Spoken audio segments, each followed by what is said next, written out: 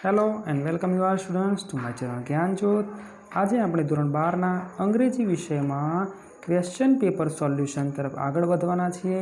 પણ આ પહેલાં તમે મારી ચેનલ જ્ઞાનજ્યોતને જો સબસ્ક્રાઈબ ના કરી હોય તો ચોક્કસ સબસ્ક્રાઈબ કરશો, જેથી મારા તમામ વિડીયોઝના નોટિફિકેશન તમને ઉપલબ્ધ થાય અને તમે એનો સંપૂર્ણ લાભ ઉઠાવી શકો। આપણે ક્વેશ્ચન પેપર સોલ્યુશનની જે સિરીઝ ચાલુ કરી છે એમાં સેક્શન એ પૂર્ણ થયા બાદ આજે આપણે સેક્શન બી તરફ આગળ વધવાનું છે, તો મારા આગળના વિડીયોઝ પણ તમે ચોક્કસ એકવાર જોઈ લેજો। તો સેક્શન બીની આપણે વાત કરીશું। સેક્શન બી જે છે એ ટોટલ 19 માર્ક્સનો સેક્શન છે અને આમાં કમ્પ્રિહેન્શનના પ્રશ્નોના 10 માર્ક્સ છે, શોર્ટ નોટના 6 માર્ક્સ છે અને ફિલ ઇન ધ બ્લેન્ક્સના 3 માર્ક્સ છે। એટલે કે 10 + 6 + 3 = 19 માર્ક્સનું આ સેક્શન છે। ખૂબ જ ઇઝી સેક્શન છે અને મહત્તમ અથવા 19 માર્ક્સ પણ આમાં સરળતાથી મેળવી શકાય છે। તો ધ્યાનથી મારા વિડીયોને જોજો। ખાસ જે વિદ્યાર્થીઓએ મારા આગળના વિડીયોઝ જોયા છે એમને અનુભવ છે કે આપણે જે પ્રશ્ન છે એના અથવા જે પણ પેરેગ્રાફ છે એના ફોન્ટ્સને આપણે એ રીતે કલર મેચ કરવાનો પ્રયત્ન કરીએ છીએ જેથી સરળતાથી તમને આઈડિયા આવી જશે, ખબર પડશે કે કેમ આ કલર આ રીતે અલગ રાખેલા છે। તો જોઈએ, અહીંયા આપણી પાસે પેરેગ્રાફ છે। અહીંયા ઉપર કમ્પ્રિહેન્શનનો એક પેરેગ્રાફ હશે, એક એક્સ્ટ્રેક્ટ આપેલો હશે। તો સૂચના જોઈએ શું કહે છે, રીડ ધ એક્સ્ટ્રેક્ટ્સ। અહીંયા આપણને 5 એક એક્સ્ટ્રેક્ટ આપ્યા છે। એન્ડ શું કહે છે, and answer the question given below. અને એ પેરેગ્રાફની બિલકુલ નીચે આપણને પ્રશ્નો આપ્યા છે। ખાસ વિદ્યાર્થીઓ પણ ધ્યાન રાખવાનું છે કે પેરેગ્રાફના જ્યારે પ્રશ્નો હોય ત્યારે એ જરૂરી નથી કે તમામ પ્રશ્નોના જવાબ પેરેગ્રાફની અંદર જ હોય। ક્યારેક એવું પણ બને કે પેરેગ્રાફની અંદર પ્રશ્નોના જવાબ ના પણ હોય, ક્યારેક કમ્પ્રિહેન્શનના પ્રશ્નો હોય, એપ્લાઇડ ક્વેશ્ચન હોય અથવા ક્યારેક સમજણને લગતા પ્રશ્નો હોય તો એના જવાબ અંદર નહીં હોય। ખાસ કરીને કવિતામાં ઘણીવાર આવું બનશે। તો વિદ્યાર્થી મિત્રો, આપણે ગોખણપટ્ટીથી આગળ વધીને પેરેગ્રાફને સમજીશું તો સરળતાથી તમે આનો જવાબ આપી શકશો। તો જોઈએ શું કહે છે, અહીંયા પ્રશ્ન શું છે। જે પેરેગ્રાફ આપણો છે માઇન્ડ, ઇમોશન્સ એન્ડ બોડીથી લઈને લોજિકલી આ પેરેગ્રાફ છે અને એના પ્રશ્નો છે what are closely related, how do they work. અહીંયા શું છે જે ક્લોઝલી રિલેટેડ છે, તો mind, emotions and body are closely interlinked and always work together. અહીંયા આપણો પ્રશ્ન છે કે what are closely related and how do they work. What are closely related, તો માઇન્ડ, ઇમોશન્સ એન્ડ બોડી। અહીંયા આપણે આટલે જોઈ રહ્યા છીએ mind, emotions and body are closely interlinked and how do they work, તો ધે વર્ક ટુગેધર લખ્યું છે એન્ડ ઓલવેઝ વર્ક ટુગેધર। તમે જોઈ રહ્યા છો 19 નંબરના ક્વેશ્ચનનો જે કલર છે આન્સરનો એ સેમ તમારા પેરેગ્રાફમાં મેચ થાય છે। એટલે ઇઝીલી તમે જ્યારે આની PDF જોશો ત્યારે તમે આરામથી પણ એનો અભ્યાસ કરી શકશો। આગળ જોઈએ પ્રશ્ન નંબર 20 શું છે, what do you mean by mental abilities. હવે પ્રશ્ન શું પૂછ્યો છે, વોટ ડુ યુ મીન, તમારો મતલબ શું છે। જુઓ, યુ મીન, હવે જ્યારે યુથી પ્રશ્ન પૂછ્યો હોય ત્યારે આપણો જવાબ આઈથી સ્ટાર્ટ થાય અથવા માયથી સ્ટાર્ટ થાય। કઈ રીતે, વોટ ઇઝ યોર નેમ, તો માય નેમ ઇઝ, આ રીતે જવાબ હોય। તો યુ મીન, તો આઈ મીનથી આપણે જવાબ સ્ટાર્ટ કર્યો છે। પરંતુ જે એવરેજ સ્ટુડન્ટ છે કે જેમને થોડીક સમસ્યા ઇંગ્લિશમાં સેન્ટેન્સ બનાવવાની થાય છે એમના માટે આપણે કલર મેચ કર્યો છે। તો અહીંયા તમે જોઈ રહ્યા છો એ પ્રમાણે યોર મેન્ટલ કેપેસિટીઝથી સ્ટાર્ટ થઈને લોજિકલી સુધીનો જવાબ છે। તો જોઈએ અહીંયા શું ચેન્જ કર્યા છે એ પણ અભ્યાસ કરીશું। આઈ મીન, બસ આટલો ચેન્જ છે, I mean by mental abilities, same આટલો ચેન્જ છે, બાકી તો બધું બરાબર જ છે। શું કહે છે, I mean by mental abilities to concentrate. શું કરવાનું છે, ધ્યાન કેન્દ્રિત કરવાની આપણી તાકાત, આપણી એબિલિટી, કાર્યક્ષમતા। To take in new information, જે નવી માહિતી છે એને ગ્રહણ કરવાની। To remember old and new information, જૂની અને નવી માહિતીને યાદ રાખવી। To be in a position, કોઈ એવી સ્થિતિમાં આવવું। ટુ થિંક લોજિકલી, તાર્કિક રીતે વિચાર કરવાની સ્થિતિમાં આવવું। આને મારા મતે મેન્ટલ એબિલિટી કહેવામાં આવે છે। આઈ મીન, આ યાદ રાખીશું, થોડાક ચેન્જ કરીશું તો સંપૂર્ણ પૂરેપૂરા માર્ક્સ મળશે। આગળનો પ્રશ્ન જોઈએ, ક્વેશ્ચન નંબર 21। શું કહે છે પ્રશ્ન, પેરેગ્રાફ જે છે લવ વિલથી સ્ટાર્ટ થઈને ઇન્સ્ટોલ સુધીનો પેરેગ્રાફ છે। વોટ ઇઝ હાઈ એસ્ટીમ, મેં આગળ પણ વાત કરી હતી કે કેટલાક પ્રશ્નોના જવાબ પેરેગ્રાફમાં નહીં હોય અને આ પ્રશ્નનો જવાબ પેરેગ્રાફમાં નથી. કારણ શું છે? પ્રશ્ન પૂછ્યો છે what is high esteem. High એસ્ટીમનો મતલબ તમારે કહેવાનો છે. પરીક્ષામાં ક્યારેક આ રીતે પણ પ્રશ્ન પૂછાય, એક્સપ્લેન એટલે કે સમજાવો, અથવા વોટ ડુ યુ મીન. આ રીતના પ્રશ્નો હોય ત્યારે એનો જવાબ અંદર પેરેગ્રાફમાં ના હોય. તો વોટ ઇઝ હાઈ એસ્ટીમનો મતલબ શું છે?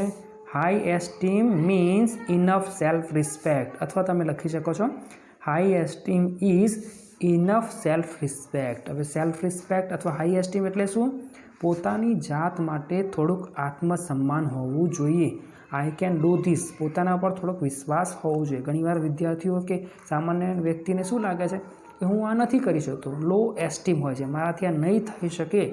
એનાથી આગળ વધીને હાઈ એસ્ટીમની વાત કરી છે.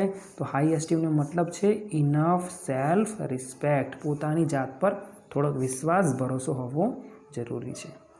આગળ જવા દઈએ. Question number 22. What can stop love from being properly installed. કોણ છે જે અટકાવે છે? શેને અટકાવે છે? લવને. From being properly installed, properly install થતાં કોણ અટકાવી શકે છે? તો જોઈએ પેરેગ્રાફમાં ક્યાં જવાબ છે. તો કલર તમે જોઈ રહ્યા છો એ પ્રમાણે. ઘણીવાર વિદ્યાર્થીઓ જવાબ ક્યાંથી લખે છે? જવાબ લખે છે અહીંયાથી. ધોઝ પ્રોગ્રામ્સ જે છે, programs prevent love from being properly install. આ જવાબ છે જ નહીં. જવાબ તો એનાથી આગળ સ્ટાર્ટ થાય છે. ગ્રજ EXE એન્ડ resentment.com આ બંને પ્રોગ્રામ છે જે પ્રેમને પ્રસ્થાપિત કરતાં અટકાવે છે. તો જવાબ અહીંયા છે. તો વિદ્યાર્થી મિત્રો ઉતાવળ કર્યા સિવાય grudge.exe and resentment.com this programme, અહીંયા નીચે આપણે લખ્યું છે this programs prevent love from being properly installed. Main તમારો જવાબ આટલો છે, grudge.exe એન્ડ resentment.com. એટલે ઉતાવળ કર્યા સિવાય સંપૂર્ણ વિડીયો અને સંપૂર્ણ માહિતીને પૂરતી ધ્યાનથી સાંભળીને આરામથી લખશો તો કોઈ પ્રશ્ન, કોઈ સમસ્યા આવશે નહીં. આગળનો પેરેગ્રાફ જોઈએ. ધેર આર એન્ટ્સ, અહીંયા કીડીઓની વાત કરી છે. ઓફ અને સ્ટાર્ટ થઈને ઓફ ધેર એક્સ સુધી પૂર્ણ થાય છે. જોઈએ શું છે પ્રશ્ન જોઈ રહ્યા છીએ. Where are the red ants found. આ કીડીઓ જે છે એ ક્યાંથી મળે છે, ક્યાં રહે છે, અથવા કે એમનું લોકેશન શું છે? અને ખાસ પ્રશ્ન પણ વેરથી પૂછ્યો છે. વિદ્યાર્થી મિત્રો ખાસ જે વિદ્યાર્થીઓને WH વર્ડ્સના જે મિનિંગ છે અથવા WH વર્ડ્સ જેને સારી રીતે આવડે છે એમને કમ્પ્રિહેન્શનના પ્રશ્નોમાં બહુ ઓછી તકલીફ પડશે. જે વિદ્યાર્થીને ખબર છે કે વેરનો મતલબ ક્યાં થાય છે, ક્યાં થાય છે, તો એને ખબર પડશે કે એનો જવાબ હંમેશા સ્થળ આવે. અહીંયા વેરથી પ્રશ્ન પૂછ્યો છે કે where are the red ants found, તો જવાબ ક્યાંક એવો હશે કે જે સ્થળ હોય. તો સ્થળ કેટલામાં છે? આ વાક્ય પેરેગ્રાફમાં કેટલા સ્થળોનો ઉલ્લેખ છે? તો લગભગ યુરોપ સિવાય બીજું કશું નથી. તો red ants are found in Europe. Red ants which is found in Europe. Easily તમને ખબર પડશે. એના માટે સૌથી પહેલું કામ આ કરવાનું છે કે તમામ WH વર્ડ્સને એકવાર તૈયાર કરવા પડશે. આગળનો પ્રશ્ન જોઈએ. What do the red ants do. શું કરે છે લાલ કીડીઓ? વેન ધે વોન્ટ સ્લેવ્સ, જ્યારે એમને નોકરની જરૂર હોય ત્યારે શું કરે છે? પેરેગ્રાફમાં જવાબ જે છે એનો કલર અને તમારો જે જવાબ છે એનો કલર મેચ થાય છે. એટલે ઇઝીલી તમે આઈડેન્ટિફાઈ કરી શકો છો કે જવાબ પેરેગ્રાફમાં કઈ જગ્યાએ છે. અને જવાબ પણ સેમ છે. When the red ants want slaves they ambush the nest of the black ants and abduct some of their eggs. શું કરે છે? આ લાલ કીડીઓને જ્યારે જરૂર હોય નોકરોની, ધે એમ્બ્યુઝ ધ નેસ્ટ હુમલો કરે છે, ઓફ ધ બ્લેક એન્ટ્સ, જે બ્લેક એન્ટ્સનો જે માળો છે એટલે કે જ્યાં એ રહે છે ત્યાં એ લોકો હુમલો કરે છે. અને એમના જે બ્લેક એન્ટ્સ જે છે કીડીઓ છે એમના ઈંડાઓને ચોરી લે છે અને પોતાની ત્યાં રાખીને સેવન કરે છે. અને જ્યારે ઈંડામાંથી પેલા બ્લેક એન્ટ્સના બચ્ચા નીકળે છે ત્યારે એમને પછી નોકર તરીકે રાખે છે. તો આ રીતનો જવાબ છે. આગળ જવા દઈએ. ધે આર નોટ ફ્રી આથી લઈને સ્ટાર્ટ થઈને હ્યુમન બિંગ સુધીનો પેરેગ્રાફ છે. સમજવાનો પ્રયત્ન કરીએ પ્રશ્નો શું છે. તો what is the right of the workers as human beings. Human beings તરીકે માનવ જાતના રાઇટ્સનો પ્રશ્ન પૂછ્યો છે. આપણો હક કયા છે? તો જોઈએ પેરેગ્રાફમાં જે કલર મેચ થાય છે એ પ્રમાણે. અહીંયા ગો ઓન સ્ટ્રાઇક છે. ક્યાં જવાનું છે ભાઈ? ગો ઓન સ્ટ્રાઇક, હડતાલ કરવાની છે. For the raise of wages, ક્યાંક તમારું આર્થિક શોષણ થઈ રહ્યું છે તો હડતાલ કરવાની છે. And for the basic justice, જે તમારે મૂળભૂત ન્યાય મળવો જોઈએ એ ના મળે ત્યારે તમારે શું કરવાનું છે? To go on strike. અને આ તમારો શું છે? બેઝિક રાઇટ છે, હક છે. અને એના માટે આપણો જવાબ સરળ છે, to go on strike for the raise of wages and for the basic justice is the right of the workers as human beings. અહીંયા આપણે પેરેગ્રાફમાં જે છે ઇઝ ધ રાઇટ એટલે કે સિંગ્યુલર આપ્યું છે, એટલે ખાસ ધ્યાન રાખીશું વિદ્યાર્થી મિત્રો કે બહુવચનમાં નથી. Is their rights to go on strike for a raise of wages and for the basic justice is the right of the worker as human beings. આગળનો પ્રશ્ન સમજવાનો પ્રયત્ન કરીએ. How were the workers treated? આ workers છે એમની સાથે કેવું વર્તન થાય છે? When they go on strike, જ્યારે એ લોકો હડતાલ પર જાય છે તો એમની સાથે કઈ રીતનું વર્તન થાય છે? કલર જોઈ રહ્યા છીએ આપણે. તો અહીંયા તમને દેખાઈ જ રહ્યું છે કે દે આર ક્લબ્ડ એન્ડ ઇમ્પ્રિઝન્ડ. હવે નીચે જવાબમાં સમજવાનો પ્રયત્ન કરીએ તો કઈ રીતે છે? The workers are clubbed and imprisoned. આ લોકોને જેલમાં પૂરી દેવામાં આવે છે. When they go on strike, એમનો જે અધિકાર છે છીનવી લઈને એમને જેલમાં પૂરી દેવામાં આવે છે. તો એમની સાથે ટ્રીટમેન્ટ કઈ રીતે થાય છે? બેડલી ટ્રીટમેન્ટ થાય છે. એમની સાથે વ્યવસ્થિત વર્તન કરવામાં આવતું નથી. They are clubbed and imprisoned. આગળ જવા દઈએ. આગળનો પેરેગ્રાફ છે ધીસ ટેરિબલ સેક્રિફાઈસથી લઈને પીપલ્સ હેપીનેસ સુધીનો પેરેગ્રાફ છે. પ્રશ્ન સમજવાનો પ્રયત્ન કરીએ. Why did Helen think workers as the most unselfish? આ વર્કર્સ જે છે એ most unselfish of the children of man, માણસ જાતના સૌથી નિસ્વાર્થ બાળકો છે એવું હેલન કેલર શા માટે વિચારે છે? કેમ એવું વિચારે છે કે વર્કર્સને કોઈ સ્વાર્થ નથી હોતો? ટેન્સ તમે જોઈ રહ્યા છો એ પ્રમાણે ભૂતકાળ છે અને જે પેરેગ્રાફ છે એમાં વર્તમાનકાળ છે. આઈ થિંક, કારણ કે એ જ્યારે બોલે છે ત્યારે ભાષણ આપે છે અને અત્યારે પ્રશ્નમાં આપણો સિમ્પલ પાસ્ટ ટેન્સ છે. તો થોડાક ચેન્જ આપણે કર્યા છે, બાકી જવાબ અંદર જ છે. હેલન થોટ્સ અથવા હેલન કેલર થોટ, અહીંયા થોટ કરીશું, થિંકનું થોટ કરવું પડશે કારણ કે પ્રશ્ન ડીડથી છે.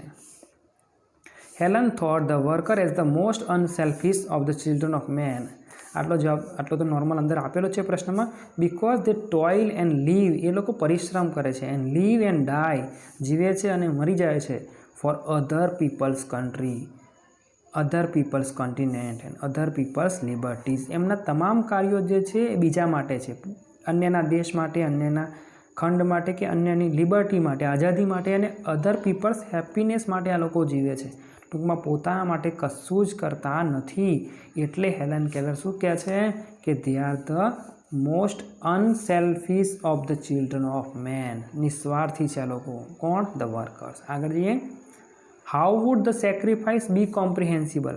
અહીંયા વર્કર આટલું બધું બલિદાન તો આપે છે, સેક્રિફાઈસ કરે છે, પણ લેખિકા એવું કઈ રીતે કહી શકાય અથવા કેવું સમજી શકાય કે કોમ્પ્રિહેન્સિબલ છે? એવું તો સરકારે શું કરવું જોઈએ કે આપણે એના માટે બલિદાન આપવા તૈયાર રહેવું જોઈએ.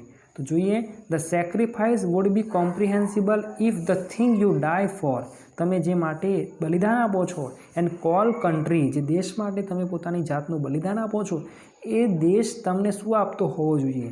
ફેડ, ભોજન આપવું જોઈએ, ક્લોથ, કપડાં આપવા જોઈએ, એન્ડ હાઉસ, રહેઠાણ, રોટી, કપડાં અને મકાન, એન્ડ વાર્મ્ડ યુ, તમને હૂંફ આપે, એજ્યુકેટેડ, તમને શિક્ષણ આપે, એન્ડ ચેરિશ યોર ચિલ્ડ્રન, અને તમારા બાળકોને પોષણ આપતું હોય. ટૂંકમાં આ બધી ફેસિલિટીઝ જો તમને મળતી હોય તો ચોક્કસ તમારે દેશ માટે બલિદાન આપવું જોઈએ.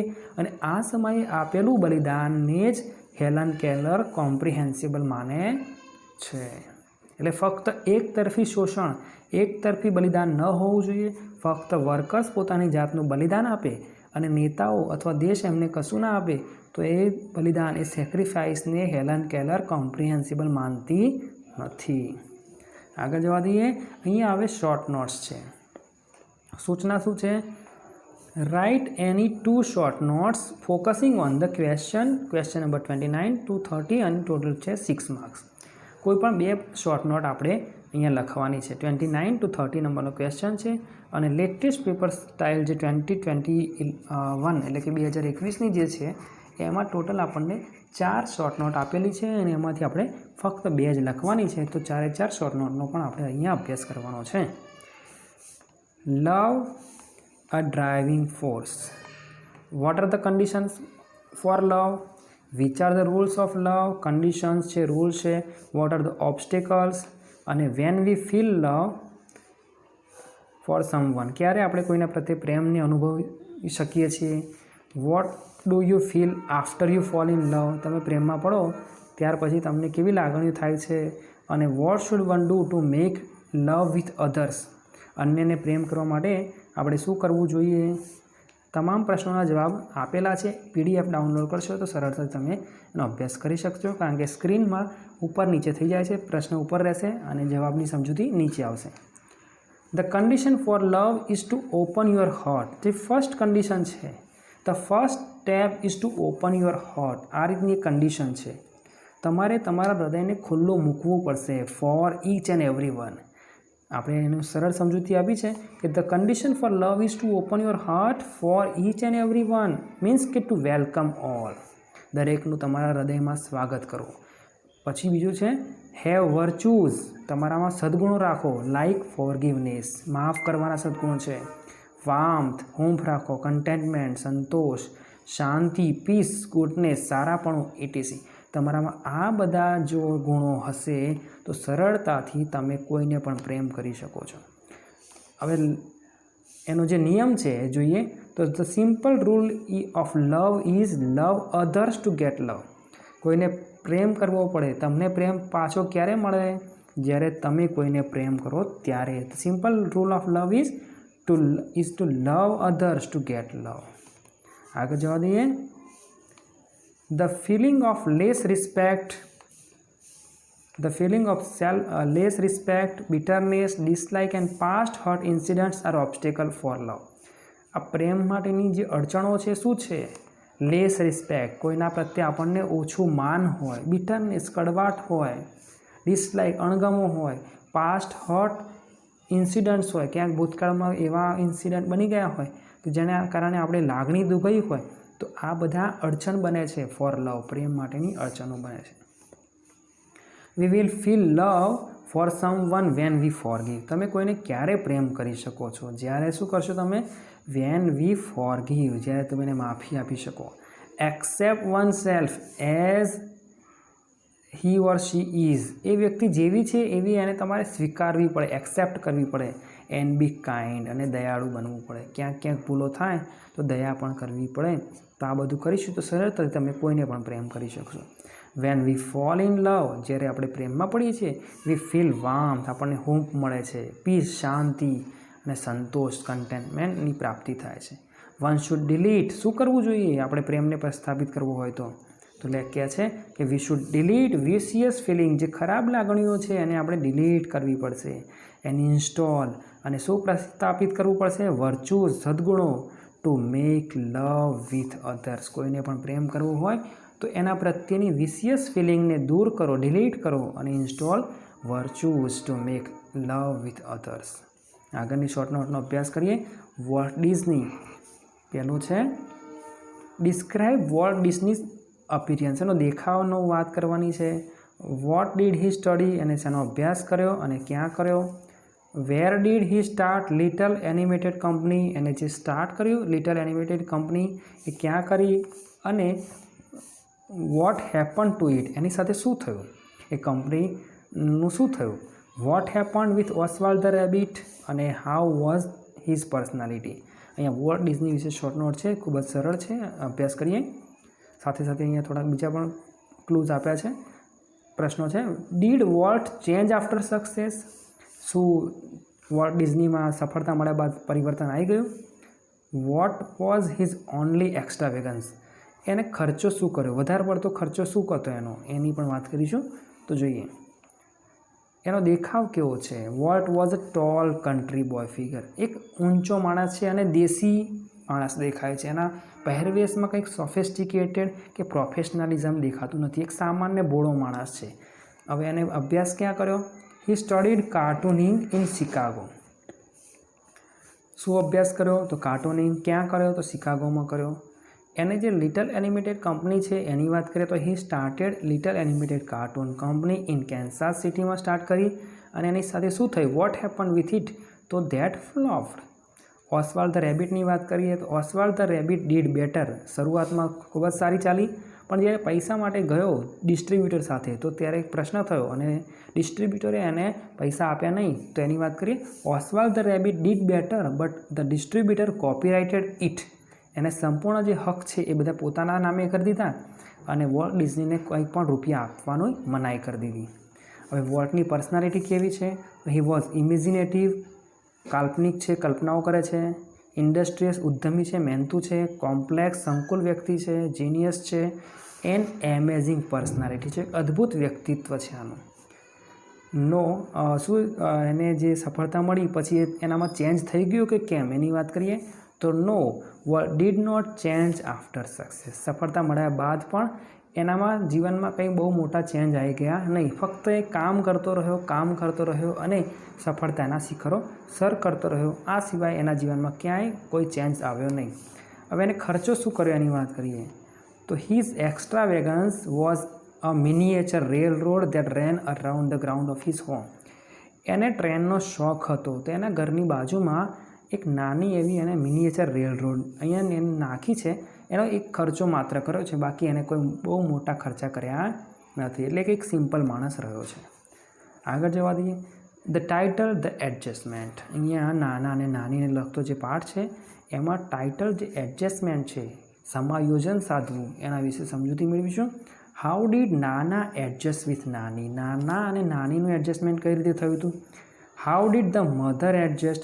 અહીંયા જે મધર છે, જે આપણા લેખક છે એની માતા જે છે, જેના હસબન્ડે સેકન્ડ મેરેજ કર્યા છે, તો એ વ્યક્તિએ કઈ રીતે એડજસ્ટમેન્ટ કર્યું.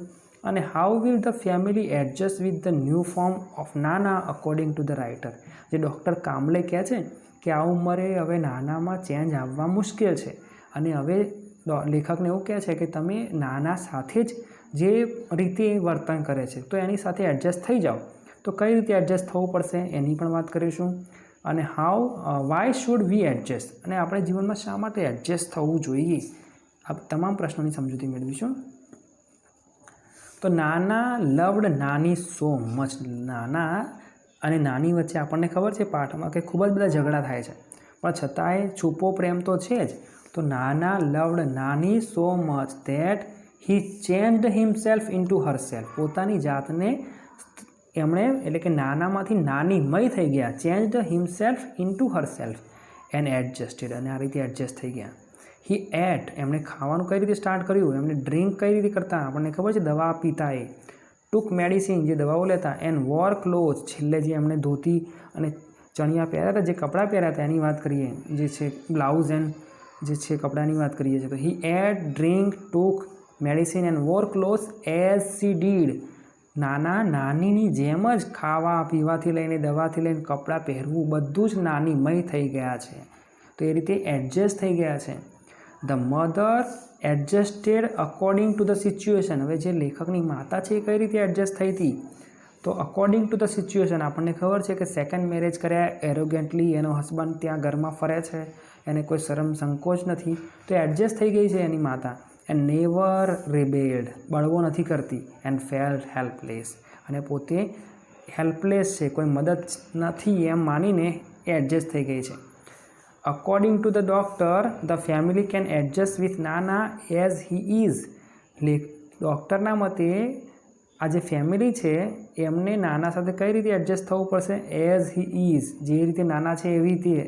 હવે નાના નાની થઈ ગયા છે તો જેવા છે એવા એમની સાથે એડજસ્ટ થઈ જાઓ, એમને ચેન્જ કરવાની કોઈ જરૂર નથી. તો લખ્યા છે એ do not try to change him, એમનામાં કોઈ પરિવર્તન કરવું જરૂર નથી. આગળ શું કહે છે, એઝ વી ઓલ નો, આપણે બધા જાણીએ છીએ, that we all need to change, ક્યારેક આપણે પણ પરિવર્તનની જરૂર પડશે. In order to adjust with one another in life. જીવનમાં ઘણીવાર એવી પરિસ્થિતિ આવે છે કે જ્યારે આપણે આપણી જાતને બદલવી પડે, પરિસ્થિતિ સાથે સમાયોજન સાધવું પડે છે. Adjustment is the key to happy and peaceful life. આ જે સમાયોજન છે એ શાની ચાવી છે, હેપી એન્ડ પીસફુલ લાઈફની ચાવી છે. આગળ જવા દઈએ. Stress control exercise. What is short meditation 1 and 2ની વાત કરવાની છે. How to supply enough oxygen into your brain. What do we gain when our brain get oxygen heat. જ્યારે આપણા દિમાગમાં ઓક્સિજન પૂરતો પહોંચે ત્યારે આપણને શું લાભ થાય છે. What is the crown pull technique. આ ક્રાઉન પુલ ટેકનિક શું છે. When it is used. ક્યારે એનો ઉપયોગ કરવામાં આવે છે. How to do the crown pull. આ ક્રાઉન પુલ કઈ રીતે કરવું. અને does this technique have any advantage. કોઈ આના લાભ છે આ ટેકનિકના ઓન અવર બોડી. આપણા શરીર પર શું એના કોઈ લાભ છે એની વાત કરીએ. તો શોર્ટ મેડિટેશન 1 શું છે. Meditate on your ચૂઝન word, visualising and feel harmony inside your self. શું કરવાનું છે શોર્ટ મેડિટેશન 1માં. કોઈ એક શબ્દની પસંદગી કરવાની છે, એને લગતા આપણે દ્રશ્યો જોવાના છે અને અંદર આપણે અંદર ઇનસાઇડ યોર સેલ્ફ હાર્મનીનો અનુભવ કરવાનો છે, સંવાદિતાનો અનુભવ કરવાનો છે. શોર્ટ મેડિટેશન 2માં શું છે. Pick any material and explore for at least 2 minutes. કોઈ પણ એક મટીરિયલ તમારે લેવાનું છે, આંખો બંધ કરીને એને સમજવાનો પ્રયત્ન કરવાનો છે અને એક્સપ્લોર કરવાનો પ્રયત્ન કરવાનો છે ફોર એટલીસ્ટ 2 minutes. આ છે શોર્ટ મેડિટેશન 1 and 2. આગળ જઈએ. Breadth consciously. સભાનતાપૂર્વક શ્વાસ લો and imagine breathing oxygen into your brain. તમે એ રીતે કલ્પના કરો કે તમારા દિમાગ સુધી ઓક્સિજન પહોંચે છે. We feel relax when our brain gets oxygen heat. શું લાભ થશે. તો જ્યારે આપણા દિમાગ સુધી ઓક્સિજન પહોંચશે ત્યારે આપણને રિલેક્સેશનનો અનુભવ થશે. The crown pull influences the flow of cerebrospinal fluid. જે સેરેબ્રોસ્પાઇનલ ફ્લુઇડ છે એટલે કે મગજ અથવા કરોડરજ્જુને લગતું જે સ્ત્રાવ છે એ જ્યારે વહે છે, ઝરે છે ત્યારે પોઝિટિવ ફિલિંગ થાય છે આપણને. The crown pull influences the flow of cerebrospinal fluid in a positive way. It is used when we are nervous. આ ક્રાઉન પુલ એક્સરસાઇઝ ક્યારે કરવી જોઈએ. When we are nervous or had a headache. જ્યારે પણ માથાનો દુખાવો થતો હોય.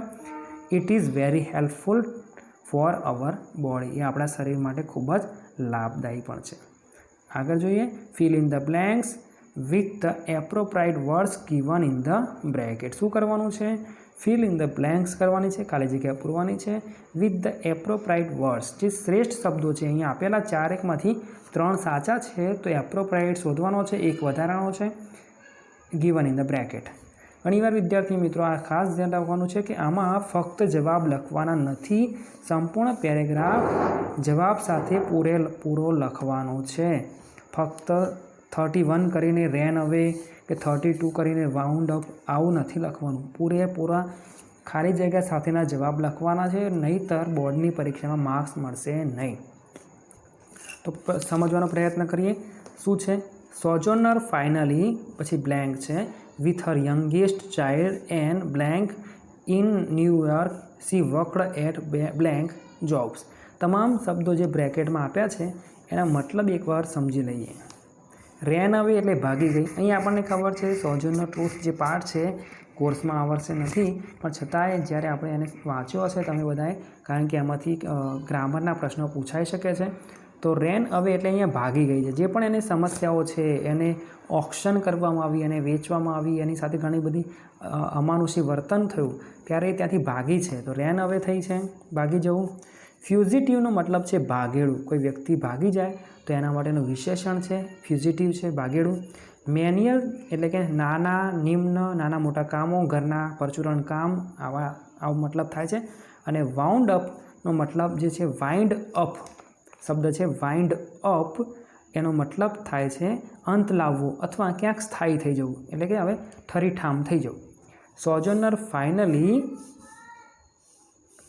હવે અહીંયા થોડોક પ્રશ્નની સમસ્યા છે. પેરેગ્રાફ જે ક્વેશ્ચન પેપરમાં છે એમાં સેન્ટેન્સમાં થોડાક ભૂલો છે, એટલે મેં એક્ઝેક્ટ જે ટેક્સ્ટ બુક જે છે એની સાથે મેચ કરીને જવાબ થોડોક વ્યવસ્થિત કરવાનો પ્રયત્ન કર્યો છે. એટલે અહીંયા સેન્ટેન્સના શબ્દો થોડાક ઉલટસુલટ છે, પરંતુ સરળતાથી તમે નીચેનો પેરેગ્રાફ સમજી શકો છો. તો સોજોનર રેન અવે શું થયું છે. એ ભાગી ગઈ. With her youngest child. એના જે સૌથી નાનું છોકરું છે યંગેસ્ટ ચાઇલ્ડ સાથે જતી રહી, એટલે કે એને લઈને જતી રહી. એન્ડ ફાઇનલી વાઉન્ડ અપ એટલે કે ક્યાં સ્થાયી થઈ? એ ન્યૂયોર્ક સિટીમાં સ્થાયી થઈ અને she worked at manual jobs ઘરના એટલે કે કોઈના ઘરમાં નાના મોટા કામો કરવા લાગી અને આ રીતે એને પોતાનું ગુજરાન ચલાવવાનું ચાલુ કર્યું. Thank you students, thank you all. આજે આપણે સેક્શન બીનો સંપૂર્ણ પરિચય મેળવ્યો છે. આગળ આપણે નવા વિડીયોમાં સેક્શન સીનો પણ અભ્યાસ કરીશું. તો મારી આ ચેનલ સાથે ચોક્કસ જોડાતા રહેશો અને નવા વિદ્યાર્થીઓને આ શેર કરશો. તો હું મારા આ રીતે વિડીયો બનાવતો રહીશ. Thank you all.